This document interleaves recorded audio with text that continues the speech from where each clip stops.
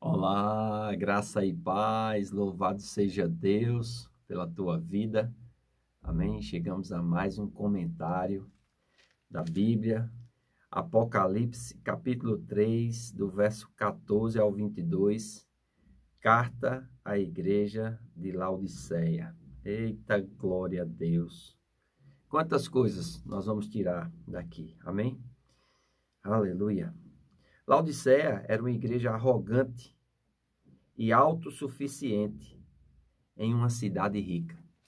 Que perigo, hein? Que coisa! Nós vamos ver aqui com relação ao elogio à igreja de Laodiceia. Não existe elogio. Amém? É interessante. A todas as outras igrejas, né? Efésio, a igreja de Éfeso, rejeita o mal, persevera e é paciente. A igreja de Esmirna suporta graciosamente o sofrimento. A igreja de Pérgamo, né? Mantém a fé em Cristo. Tiatira, amor, serviço, fé e perseverança são maiores do que antes. A igreja de Sardas, alguns têm mantido a fé. A igreja de Filadélfia, perseverança na fé. Mas para Laodiceia, não tem elogio. Que coisa! A crítica, sua indiferença. Irmãos, a indiferença é algo que Deus rejeita e rejeita muito. Me diga uma coisa, você é indiferente para com as coisas de Deus? Você é indiferente para com a sua igreja local?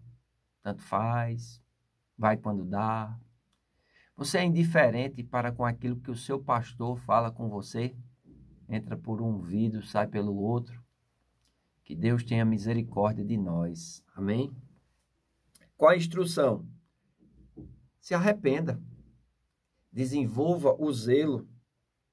Amém?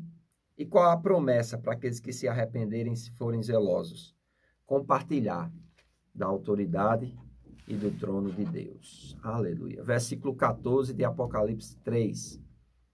Ao anjo da igreja em Laodiceia escreve: estas coisas diz o Amém, a testemunha fiel e verdadeira, o princípio da criação de Deus. Conheço as tuas obras, que nem és frio nem quente. Quem deras fosse frio ou quente.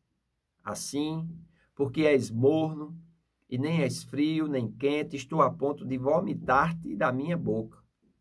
Olha o perigo. Ele não está dizendo que vai te vomitar da boca, mas está a ponto, por causa dessa mornidão, por causa dessa indiferença. Meu Deus do céu. Nem és frio nem quente. As fontes frias são refrescantes. As fontes minerais quentes são medicinais. O morno é nauseante. Que coisa. Quem está falando isso, irmãos, é o Amém. É o Deus da verdade. E aquele que garante todas as promessas. A expressão o princípio da criação de Deus refere-se à fonte e causa da criação. Então é muito importante nós atentarmos para isso. Amém?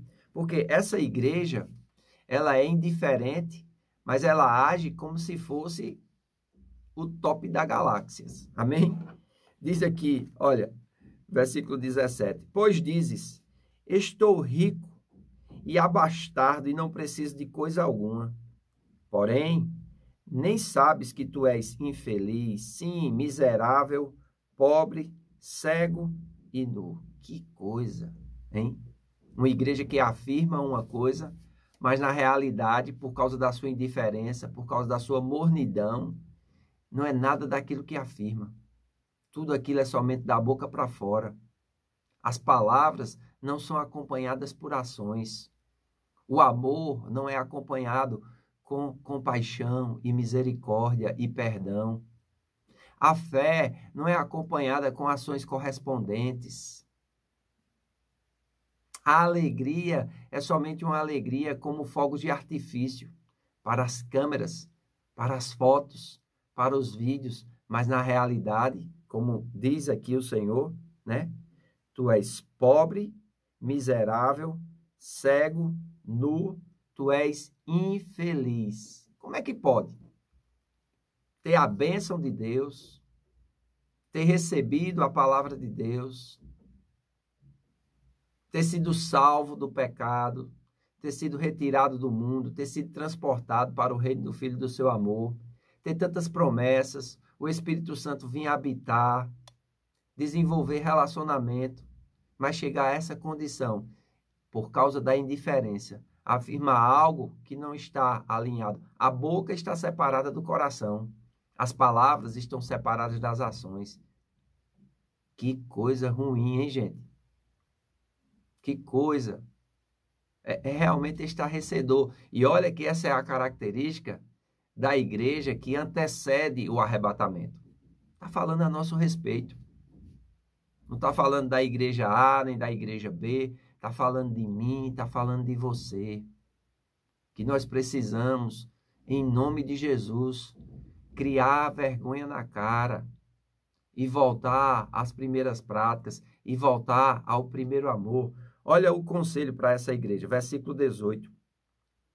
Aconselho-te que de mim compres ouro refinado pelo fogo para te enriqueceres, vestiduras brancas para te vestires, a fim de que não seja manifesta a vergonha da tua nudez, e compre também colírio para ungirem os teus olhos, a fim de que veja. Eu repreendo e disciplino a quantos amo. Sê, pois, zeloso e arrepende-te. Aleluia. Ouro, vestiduras brancas, colírio. Laodiceia era conhecida como um centro bancário, pela produção de uma lampreta brilhante usada em roupas e carpetes, e por produzir um unguento que curava problemas nos olhos. A igreja precisava desesperadamente da graça que regenera, das vestes da justiça de Cristo e de olhos do coração iluminados pelo Espírito. Irmãos, como essas coisas são essenciais. Amém? Como essas coisas são importantes. O quê? A graça que regenera. Não a graça barata que às vezes a gente escuta da boca de alguns aí, como se fosse liberdade para pecar. Não, mas a graça que Paulo ensina a Tito no capítulo 2, que vai nos ensinar a viver uma vida justa, piedosa e temente a Deus, porque a graça faz isso conosco. Amém? Ele diz, não somente a graça que regenera, mas vestes da justiça de Cristo, porque toda justiça própria, tudo aquilo que nós apresentamos diante de Deus como obras nossas, isso é trapo de imundícia. Essas obras fedem diante de Deus. Só existe uma justiça que Deus aceita, é a sua própria, onde Ele é o justo e o justificador daquele que crê. E quem é justificado, irmãos, descansa das suas obras. Ele vive não para si mesmo, mas ele vive para aquele que o justificou. Ele vive para Cristo. Ele vive para agradar a Deus, para fazer a vontade de Deus, para exaltar o nome de Deus. E os olhos do coração iluminados pelo Espírito é uma pessoa que não julga por aquilo que vê, mas ela tem iluminação, ela busca ser guiada pelo Espírito. Ela não anda somente por aquilo que os olhos naturais enxergam, não, mas elas enxergam pelos olhos espirituais. Que nós possamos fazer a oração de Efésios, capítulo 1, 17, que Deus, o Pai de nosso Senhor Jesus Cristo, nos conceda o espírito de sabedoria e de revelação, tendo os olhos do nosso entendimento iluminados. Irmãos, os olhos do entendimento iluminados fala de renovação da mente, fala de olhar com o olhar de Deus, fala de cumprir a vocação, de cumprir o chamado, de não se esquecer do poder que opera em nós. Amém? Ele diz assim, eu repreendo e disciplino. Amado, o filho gosta da disciplina, o filho gosta da repreensão. Ainda que doa por um pouco tempo, ainda que sirva de tristeza, mas a tristeza, segundo Deus, produz arrependimento. Essa palavra arrependimento é metamorfose, é mudança de mentalidade. Amém? Ele diz assim, eis que estou à porta e bato. Se alguém ouvir a minha voz e abrir a porta, entrarei em sua casa e cearei com ele e ele comigo. Irmãos, é Deus que está te procurando. É Deus que está batendo na porta do teu coração. Não endureça, não deixe Deus de fora da sua vida. Não deixe Deus de fora das suas escolhas. Não deixe Deus de fora da sua família. Não deixe Deus de fora do seu trabalho. Não deixe Deus de fora em nada na sua vida. Chame Deus. Se tua vida anda por um abismo sem fim, chame a Deus que tua vida logo mudará. Ele mostra a saída, ele vai te libertar. E ele diz aqui, 21, ao que vencer, dar-lhe-ei, sentar-se comigo no meu trono, assim como também eu venci e me assentei com meu Pai no seu trono. Quem tem ouvidos, ouça o que o Espírito diz às igrejas. Precisamos vencer. Vencer o quê, pastor? Vencer essa indiferença, vencer essa mornidão e nos aquecermos. Precisamos nos arrepender, estar mais constantes na igreja, estar mais presentes nas lives, estar buscando mais o reino de Deus, estar mais consciente de que quem cuida de nós, ele é fiel. Parar de andar angustiado, preocupado, ansioso, correndo atrás de dinheiro. Não, irmãos, as bênçãos é que vão correr atrás de nós.